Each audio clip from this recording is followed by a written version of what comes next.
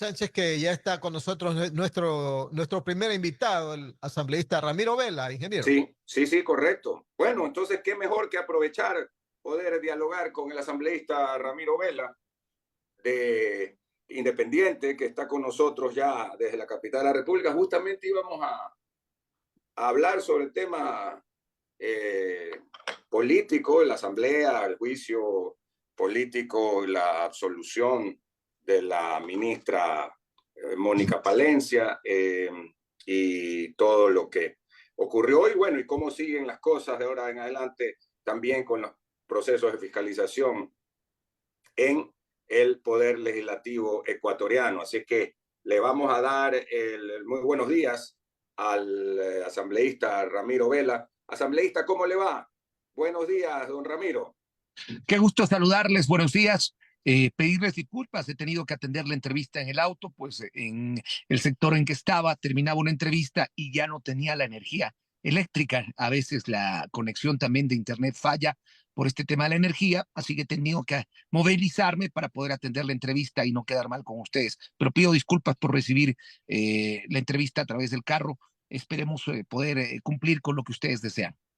Gracias, asambleísta, por no solo la precaución, sino también en este caso, intención de que se pueda hacer de la mejor manera la entrevista. Y en efecto, en esta época tenemos que ser ingeniosos para poder comunicarnos de la mejor manera posible, porque obviamente la falta de energía eléctrica da e impulsa una serie de inconvenientes y desajustes que hay que tratar de siempre estar listos. O sea que usted se encuentra, de lo que nos dice, en la capital de la República, aunque es originario de Tungurahua. Me imagino el fin de semana ya viajará hacia allá, ¿no? Sí, nosotros permanecemos en Quito, digo nosotros porque la mayoría de asambleístas que somos de provincia llegamos los días que tenemos sesión de comisión.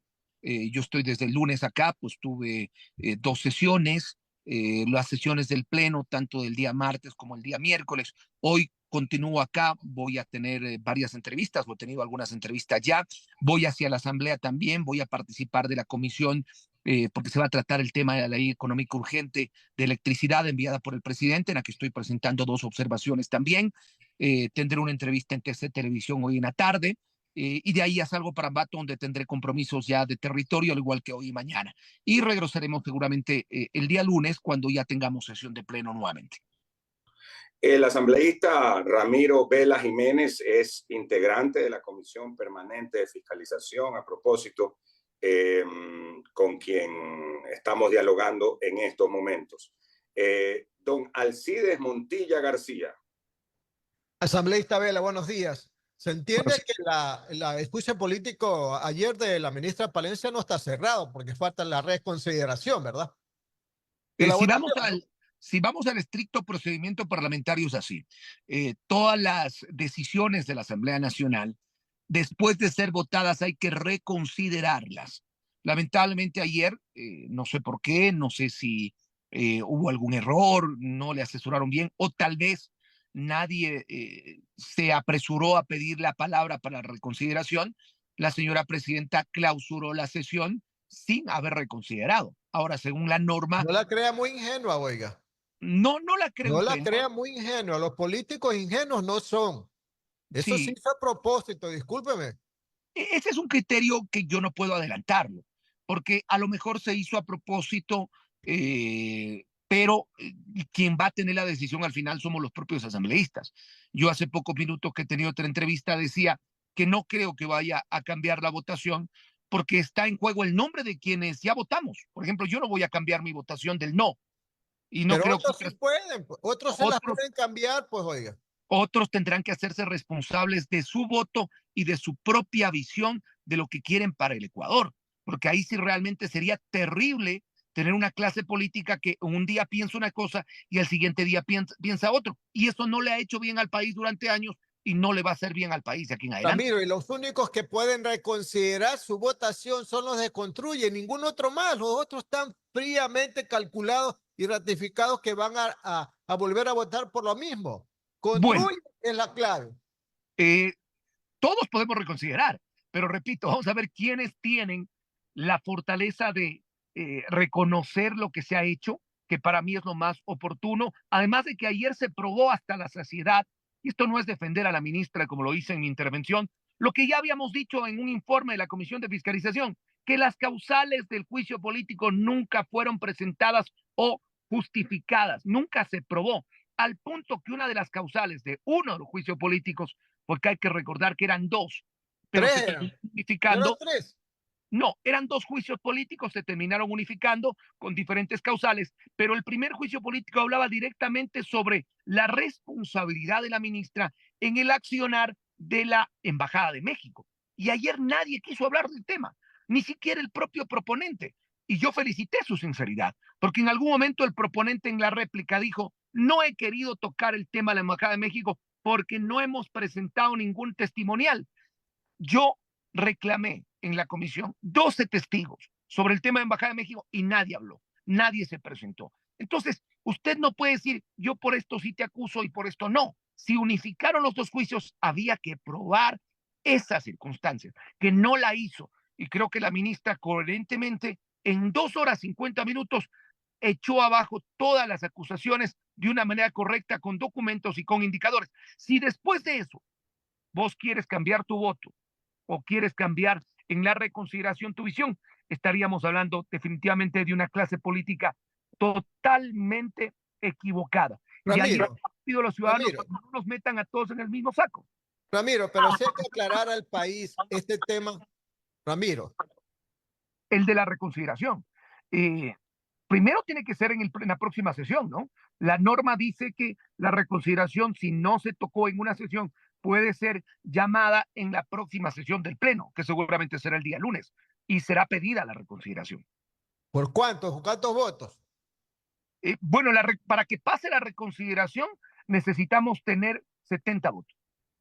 Ya, pero largo tiene que ser 92 para la destitución, ¿verdad? La destitución 92. Claro. Oiga, pero aquí, Ramiro, aquí hay que aclarar bien un asunto que también hubo.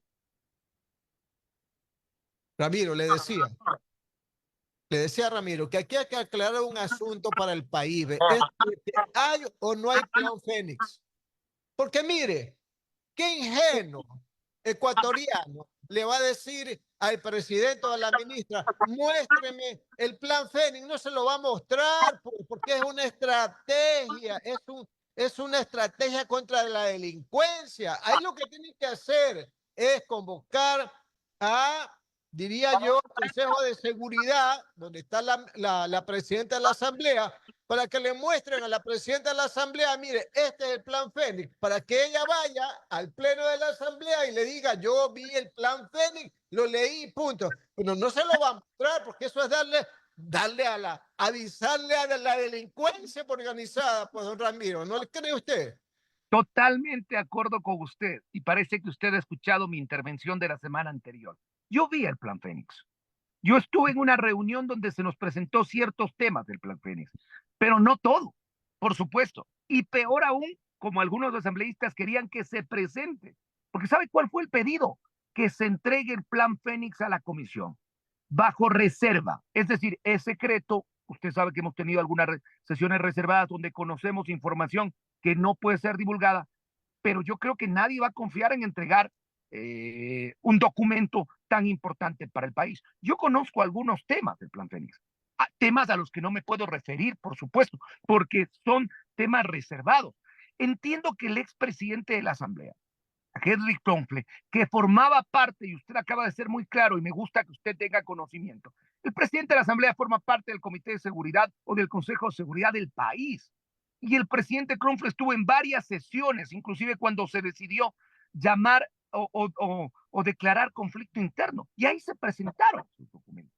Ahora, que hay asambleístas que quieran saber las particularidades y que quieran saber o tener el documento, esa es otra cosa que seguramente no va a pasar.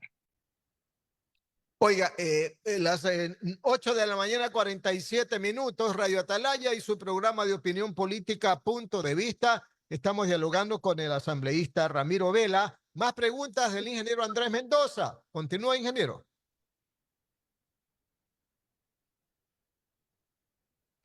Ingeniero. Muchísimas gracias a don Alcides Ezequiel Montilla García y a nuestro invitado, el asambleísta Ramiro Vela, de Tungurahua. Oiga, don Ramiro, usted llegó por Centro Democrático y luego estuvo en la bancada de ADN. ¿Por qué decidió salir de ADN? Bueno, primero, yo llegué por Centro Democrático, pero también tenía o soy parte de un movimiento independiente, un movimiento cívico por Ambato y Tungurahua. O sea, un movimiento local, provincial. Un movimiento local del cual inclusive mi padre fue fundador. Y llegué a la asamblea y fue el único asambleísta de Centro Democrático. Entonces usted no puede hacer bancada con uno. Obligatoriamente usted tenía que tomar la decisión de o quedarse como independiente o hacer parte de una bancada. Y yo decidí, lo voy a contar otra vez, lo he contado en varias oportunidades, ante un llamado del presidente Daniel Noboa, aceptar ser parte de la bancada de ADN. Ahí fue cuando el presidente me presentó ciertos temas que él iba a impulsar. Uno de ellos, una de las razones por las que yo fui candidato a asambleísta, que es que los militares apoyen a la Policía Nacional en el control de la delincuencia. Hay que recordar inclusive, si usted puede revisar mis redes, que yo en asamblea fui el proponente de que no solamente la pregunta de la consulta diga que los militares puedan estar en las cárceles o en los espacios públicos, sino que los militares puedan estar en las carreteras, en las vías de nuestro país. Yo había consultado con el presidente eso. Y otro tema también que habíamos tratado es lo de la consulta popular, que a los ciudadanos hay que preguntarles este tipo de cosas. También me presentó un bosquejo del Plan Fénix, me presentó un bosquejo de algunos temas importantes, la lucha contra la corrupción, y por eso decidí ser parte de la bancada ADN. ¿Por qué salí? Porque ya se acercaba el momento electoral. Y así como soy frontal en asamblea y he sido en mi vida de periodista, al no estar de acuerdo en ciertas cosas, decidí salir de la bancada, no pelearme con nadie, no discutir con nadie y continuar los meses que me corresponden en asamblea como independiente. ¿No va a la reelección, Ramiro? Sí, he decidido también aceptar el llamado a varios movimientos y de varios sectores, sobre todo empresariales, sociales de mi provincia. Voy a la reelección, pero esta vez ya no iré por un partido nacional, sino ratificaré el tema del movimiento cívico por Ambato y Tungurahua, que es el movimiento local del que le hablaba. Lista 62 en Tungurahua. Oiga, usted más de 30 años haciendo periodismo, ¿no? Bueno, empecé muy joven, empecé a los 15 cuando mi padre compró Radio Calidad. Y claro, famosa Radio Calidad Ambato. Pues. Claro que sí. Entonces, claro, yo empecé ahí. Con sistema de emisoras Atalaya, mucho. Yo recuerdo en esa época que estaba Radio Ambato y Radio Calidad de Ambato. Claro que sí, usted recordará, por eso también le recuerdo mucho de Atalaya, de buenos compañeros periodistas. Yo los llamo inclusive profesores míos, porque yo aprendí de la vieja guardia de la radio y por eso yo le puedo dar noticias, le puedo hacer deportes. Claro. He transmitido 3 mundiales. He llegado a trabajar para cadenas nacionales, para cadenas internacionales, con satisfacción. Hoy comentaba parte de aquello. Yo ingreso a la política cuando el año anterior terminó de transmitir todo el Mundial de Qatar para Radio Pública y Televisión Pública del Ecuador y para varios medios internacionales. Creo que cumplí mi carrera como periodista deportivo y decidí ingresar a la política porque no hay otra opción. Usted quiere ver un cambio, lo puede hacer desde adentro. Desde afuera no, es muy imposible. Nosotros podemos decir todo lo que queramos en el micrófono, pero realmente no tenemos el poder de cambiar ciertas cosas. Y por eso estoy acá. Bueno, esa es la verdad. Nosotros podemos, nosotros podemos hacer principalmente es taladrar conciencias, ¿no? Poner a la opinión pública para que tengan mejores elementos de juicio para su opinión, para orientación, pero de ahí no, cambiar cosas definitivamente no. Oiga, y yo le digo a propósito al CIDES, que es un periodista de larga data, en Ambato han habido grandes voces y locutores como el Mundo Patricio Mantilla, como nuestro amigo Jorge Luis Cárdenas y muchos otros que en este momento se me pueden pasar. Su señor padre fue un radiodifusor realmente muy destacado, Lucho Gamboa y otros más. Entonces siempre yo digo, en Ambato algo especial ocurre, puede ser el tema de la cultura, que existen estupendos analistas y que tienen mucha propiedad y buenos timbres de voz, también en damas, también en mujeres, ¿no? Entonces eso es algo que llama la atención de Ambato, de que muchos han salido hacia Quito y otros hacia acá, hacia Guayaquil, ¿no? Sí, yo tengo el gusto de conocer varios profesionales, tanto en Quito como en Guayaquil. Y le voy a contar una cosa, empecé en radio a los 15 años Ya, y la primera opción que tuve fue salir a Guayaquil por mi primo. Usted debe conocer que mi primo también es periodista, Fabricio Vela, trabajó muchísimos años claro. en la Claro, costa ecuatoriana. Hoy nuestro gran está, amigo. hoy está en Armónica FM y empezamos juntos porque somos separados apenas por 4 meses de diferencia. Somos primos hermanos, crecimos juntos, empezamos en radio juntos y cuando Fabricio luego del colegio pues viaja a Guayaquil, yo iba a viajar con él también porque había la opción de hacer un casting. Yo tomo la decisión porque como serrano, Fabricio sí, su madre es costeña, pues estaba más acostumbrado al calor. Yo tomo la decisión de venirme a Quito e ingreso a 2 medios en la capital. Gracias a Dios, nuestras voces en Quito son apreciadas, las Es voces verdad. albaceñas, y termino en una radio FM acá en la capital, pero a los pocos meses decido ingresar al mundo de las relaciones públicas, no continuar en el periodismo, estudio también eso y luego regreso a Ambato para ser director de comunicación del alcalde Callejas, donde trabajé 15 años. Y luego profesor universitario y vinculado a los medios. Lo que nunca he dejado de hacer es radio, porque me encanta hacer radio más allá de televisión, de haber trabajado para varios medios. Y bueno, gracias a Dios nos ha ido bien y agradezco su comentario y qué bueno que gente de Ambato tenga la posibilidad de aportar al país en diferentes áreas de la comunicación y ahora también en el tema político. A tierra de los tres Juanes, sin duda alguno. Don Alcides Montilla, adelante. Ramiro, una vez que ya pues terminó, podríamos decir, en un primer tiempo el juicio político a la ministra Palencia, aunque falta la reconsideración, ¿verdad? Quedan algunos temas muy pendientes en la Asamblea, por ejemplo, la elección del vicepresidente. ¿Qué ha pasado? No se ponen de acuerdo, no, las cuotas de poder no se las reparten debidamente. ¿Qué pasa que todavía no se elija el vicepresidente? Usted lo ha dicho, no hay una decisión, se intentó 3 oportunidades, 3 veces se votó, en las 3 veces no se alcanzó el número necesario. Se dice que el Partido Social Cristiano tiene derecho a esa vicepresidencia al haber asumido la presidencia del Partido Revolución Ciudadana, pero ahí no entendemos porque como usted ve, votan juntos. Partido Social Cristiano con la Revolución Ciudadana votan juntos, pero cuando iban a poner un candidato a vicepresidente del Partido Social Cristiano, Revolución Ciudadana votó en contra. Por eso digo que la política a veces no se entiende. Se dice que votaron en contra porque no estaban de acuerdo en la persona. Es decir, ratificaron que sí, la Revolución Ciudadana va a votar por el candidato del Partido Social Cristiano, pero no por los que ellos propusieron. En pocas palabras, la Revolución Ciudadana estaba diciendo, pon el candidato que me agrade a mí para votarte, si no voy a seguir votando en contra. Y no se pusieron de acuerdo. Entiendo que esta semana ya tendrán que tomar esa decisión porque hay que recordar que el vicepresidente, el primer vicepresidente de la Asamblea, es importante, pues quien reemplaza directamente a la presidenta es este ciudadano. Entiendo que también el cálculo es que no venga a ser sombra, ¿no? Como decimos nosotros en el gargot futbolístico, que no venga a taladrar, a tratar de cambiarlo o a tratar de serrucharle el piso. Y esa quizás es la visión para que todavía no hemos podido elegir vicepresidente.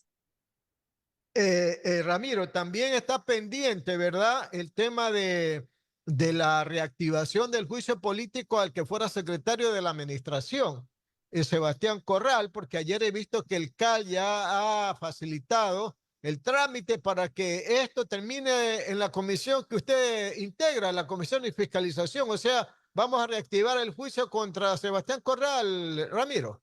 No es reactivar el juicio. Si Y no, aquí es cosa de locos, ¿no? El juicio de Sebastián Corral hubiera tocado ya sustanciar, lo que esa es la palabra, dentro de la comisión. Pero resulta que retiraron las firmas. Los miembros del Partido Revolución Ciudadana y del Partido Social Cristiano, que fueron los responsables de la muerte cruzada. Esto hay que decirlo clarito. Retiraron las firmas de los juicios políticos, no solamente de Sebastián Corral, sino de otros integrantes del ex gobierno de Guillermo Lasso. Pero ahora se han presentado nuevas firmas, entonces no es reactivar el juicio porque ese ya está archivado, es un nuevo juicio hacia una persona que ya fue intentada enjuiciar. Sé que el CAL ha aprobado esto, no nos ha llegado todavía la Comisión de Fiscalización, será en el orden respectivo. Ahora hemos procedido a abocar conocimiento del juicio político contra la exministra de Energía y Minas y Electricidad, Andrea Robo. Estamos en el periodo de estos 15 días de pruebas de cargo y de descargo. No sabemos todavía si la exministra se va a presentar o no, pero ese es el proceso que tiene en el momento la Comisión de Fiscalización. En el caso de Sebastián Corral, la Comisión de Fiscalización, si es que quiere aprobar el juicio, tiene que apurarse porque ya mismo termina el año de plazo, y ya no hay opción de ser objeto de juicio político, Ramiro, no se olvide. Para mí, eso está claro, al punto en que creo que es un saludo a la bandera lo que tenemos que hacer. Reactivar no hay tal, porque el otro juicio ya se archivó, es un nuevo juicio y no va a alcanzar los tiempos, porque los juicios son en orden de prelación, en orden de llegada, en pocas palabras, para que los ciudadanos entiendan. Y luego del juicio de Andrea Robo ya hay otro juicio, que es el juicio al juez del Tribunal Contencioso Electoral, Ángel Torres. Y luego está el juicio al consejero Guarderas. Es decir, ya hay un sinnúmero de juicios presentados oportunamente y el juicio de Sebastián Corral ya no va a ser posible. ¿Por qué? Porque se acaba el tiempo. Un año puede tener el tiempo usted para presentar juicios políticos a exfuncionarios del gobierno anterior. Y eso se acaba el próximo mes. Razón por la cual eso ya no va a ser posible. Ese es mi criterio. Sin embargo, vamos a ver con qué cosa nos salen los proponentes del juicio. Y hay dos temas más, ¿verdad? Porque esto de que la vicepresidenta Verónica Abad ha pedido al Pleno para que resuelva sobre la fiscalización a las ministras de Trabajo, Ivonne Núñez, y a la canciller Gabriela Sommerfeld. Eso está pendiente en la Asamblea. No se ha dicho si se va a continuar o van a resolver alguna situación.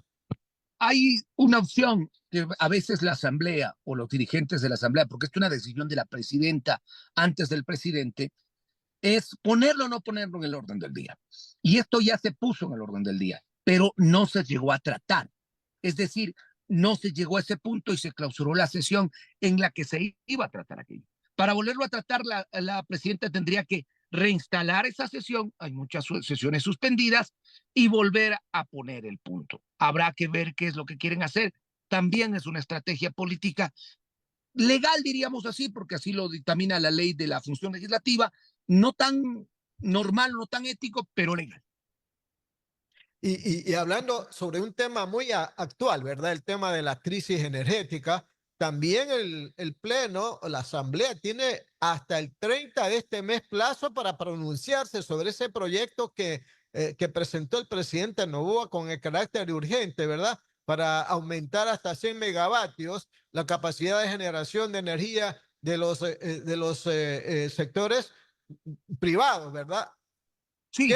¿Qué pasa? Porque dicen que han unificado este proyecto con el que presentó el anterior presidente de la Asamblea. Se trató de unificar, el Partido Social Cristiano intentó unificar, y digo ellos porque fue el proponente. Había un proyecto que a última hora el expresidente de la Asamblea dejó presentando, proyecto que tiene que ver mucho con esta ley económica urgente, pero hay que recordar que la norma es muy clara. El único que puede presentar proyectos económicos y de este tipo, peor urgentes, es el Ejecutivo. Entonces se votó dentro de la comisión y no se aprobó, no se unificaron los dos proyectos. Y segundo, por eso ya inclusive les voy a pedir de favor que culminemos la nota, porque estoy justamente saliendo para la Asamblea, pues la comisión se va a reunir, la comisión especial se va a reunir para tratar ya el informe, porque ya pasó el primer debate. Van a tratar hoy algunas observaciones que hicimos los asambleístas. Yo he presentado dos también para ya poder tener para la próxima semana el informe definitivo y tratar en segundo debate esta norma. Yo he presentado dos observaciones. La primera es que no se limite el tema de los 100 megavatios, porque en la primera ley pusimos 10 megavatios. Acá pedimos que no se limite los 100 megavatios, pero para cierto tipo de energía. Por ejemplo, el tema de energía eólica. No puede ser limitada a 100 megavatios, porque la inversión es tan fuerte que tiene que ir más allá. El tema de las nuevas energías, energía solar, por ejemplo, con los paneles, no puede limitarse a 100 megavatios, tiene que ser abierta toda la energía que quiera hacer la empresa privada. Y la segunda, que seguramente va a pasar porque ha sido un criterio de muchos asambleístas, es que se cree un fideicomiso. ¿Por qué? Porque una empresa privada que quiera venir a invertir en el país ya no cree en los gobiernos, sea este o sea el que viene. Usted no puede decirle, venga, invierta 100.000 millones de dólares y después verá cómo cobra. O el Estado le pagará algún día. El Estado cualquier rato le va a salir con el cuento que ya les han salido a otras empresas de que espere un ratito, que no hay plata, que le voy a pagar con bonos, que mañana le cancelo. Cuando el tema de la energía es prioritario. Entonces, ¿qué dicen las empresas? Yo voy, yo invierto, pues tienen que asegurarme el pago, pues. Y Obvio, claro. la única manera de asegurar el pago es sincerando la tarifa. Y esto no le va a gustar a muchos ciudadanos. Ecuador es uno de los países que paga la tarifa eléctrica más baja de Latinoamérica y del mundo. La tarifa está subsidiada y nosotros tenemos que generar un subsidio directo a las personas que más lo necesitan. Pero no podemos seguir sin tener energía, porque esa es la energía más cara. Entonces, cualquier empresa que venga le va a decir, sincéreme la tarifa, págueme lo que cuesta generar energía, más alguna ganancia, hay un porcentaje ya determinado en el sector eléctrico, y además garantíceme que ese pago va a llegar directo a mí, no que usted le cobra al ciudadano y luego el gobierno verá cómo me paga. Para eso hay que crear un fideicomiso, es decir, que el dinero esté seguro para que las empresas luego no tengan problemas en el cobro. Esas dos observaciones han sido emitidas por quien le habla como asambleísta. Concuerdo con otros asambleístas que han presentado lo mismo y tampoco estoy de acuerdo, aunque no lo he presentado, pero se lo voy a decir, en que si hay alguna ganancia, se les entregue a los GATS. Los GATS tienen suficientes recursos, los municipios son los más ricos del país, se gastan millones en fiestas, se gastan millones en presupuesto innecesario. A este mes de octubre vaya a ver usted algunos municipios, ni el 20% del cumplimiento de su presupuesto, y queremos seguirles dando más recursos. Por eso estoy en contra de entregar más recursos a los GATS que tienen suficiente hasta para llenar de empleados cada año que hay elecciones, cada vez que entra una nueva autoridad, a llenar de empleados. Municipios y gobiernos provinciales llenos de plata, llenos de empleados que muchas veces de ellos no hacen nada y así quieren entregar más recursos. Ese es otro de los temas que no estoy de acuerdo en esta ley. Asambleísta Vela, permítame darle paso al ingeniero Andrés Mendoza para que haga el despido pertinente de la entrevista. Ingeniero Mendoza. Sí, para agradecerle al asambleísta Ramiro Vela, pero sí le quiero dejar una puntualización. Lo que hacen los GATS es una copia de lo que hace el gobierno central. O sea, el gobierno central también se rifa la plata en más empleados, en recursos para una serie de cosas que no deberían de existir. Y está mal en ambos casos, de los gobiernos nacional y los gobiernos seccionales. Yo estoy de acuerdo con usted. Cogen, vienen la fiesta, traen artistas. Traen la ESA, hacen eventos. Es verdad. Pero lo mismo, desgraciadamente, hacen el gobierno a nivel nacional. Y lo de los fideicomisos es claro y necesario. También para la venta de energía, por ejemplo, de Colombia nos pedían anticipado o fideicomisos, si no, no aceptaban, pues, Ramiro. Así que gracias, no le quito más tiempo, sabemos que usted está ya en camino hacia la sesión de su comisión y le agradecemos por el tiempo. Un gusto. A ustedes, muy amables, gracias por la oportunidad. Les pido disculpas, repito, haber tenido que recibir la llamada en el vehículo. En este momento ya me estoy trasladando a la asamblea. Y bueno, concuerdo con usted en algunos temas y es para lo que tenemos que trabajar, para que el dinero se invierta en las verdaderas necesidades del país. Y lamentablemente sí, muchos gobiernos lo que han hecho es llenar las instituciones del Estado con gente propia bajo el cuento de que van a aportar al país y no ha sido así. Un abrazo, gracias a los ciudadanos y será hasta una próxima oportunidad. Gracias al asambleísta Ramiro Vela de la provincia de Tungurahua, independiente, quien va a la reelección a propósito por su movimiento allá justamente en Ambato y en la provincia de Tungurahua.